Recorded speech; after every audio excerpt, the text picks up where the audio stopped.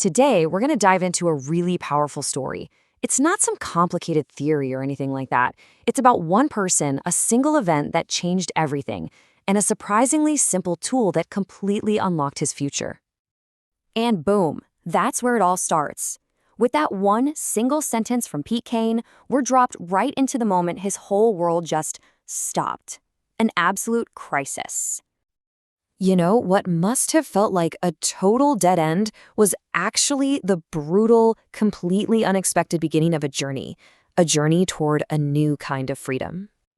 Can you just imagine that for a second? It wasn't just being physically paralyzed on his entire left side. He was like mentally cornered. For 49 straight days, there's nowhere to go, nothing to do, except think. And that right there, that forced pause, is where everything began to change. Okay, so this is really the heart of the story.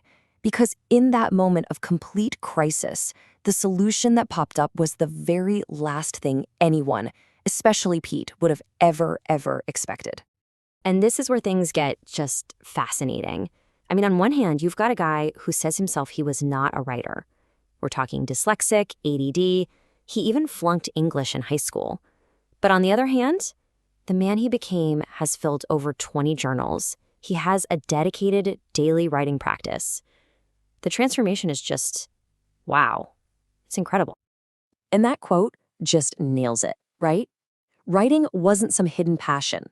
It was a tool he picked up out of necessity, born from that forced silence.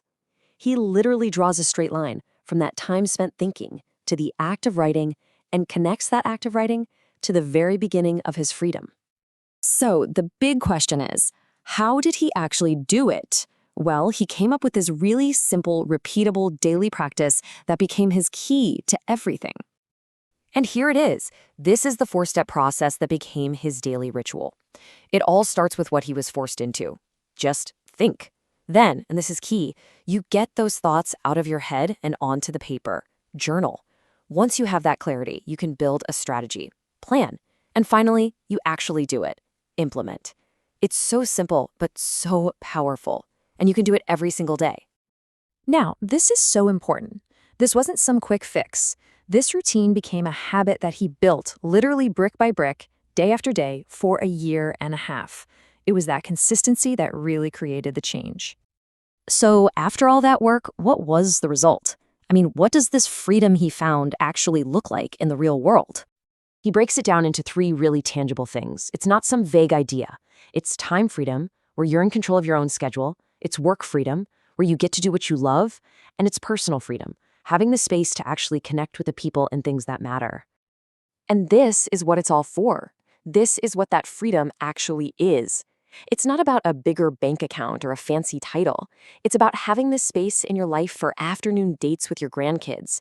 It's having the mental energy to genuinely, truly connect with the people you care about. So why does something as simple as a journal work so well? Well, because it attacks the root of our modern problem, which is just overwhelm. I mean, think about this. The source material says we face around 35,000 decisions every single day. That is a massive load on our brains. And all those decisions whip up a mental storm inside our heads. Our minds are just racing with anywhere from 12,000 to 60,000 thoughts a day. It's just chaos. It's noisy, it's exhausting, and it is no wonder we all feel so overwhelmed and trapped sometimes. And this is the solution Pete found. Journaling is how you take that internal storm and you put it on paper. You get it out of your head. You externalize all that chaos, and what's left is clarity. And like he says, there is something truly magical about that process. So this all brings us to a really basic choice that every one of us has to make.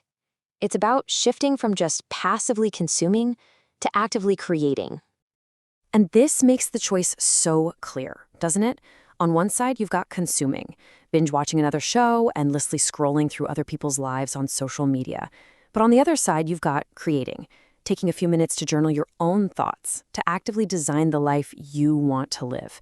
Journaling isn't just about writing, it's an act of creation. And look, you don't have to be perfect. The key word is practice. The whole point isn't to write the next great novel.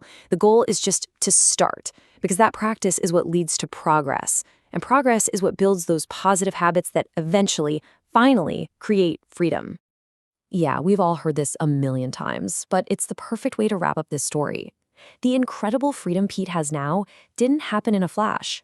It all started with that one decision to take a single, tiny step, writing down that first thought in a journal. So that brings us to the last question, and this one's for you. Inside that storm of thoughts you have every day, what's that one thing that's rattling around in there? What's the very first thought you need to get out of your head and onto a piece of paper to start your own journey to freedom?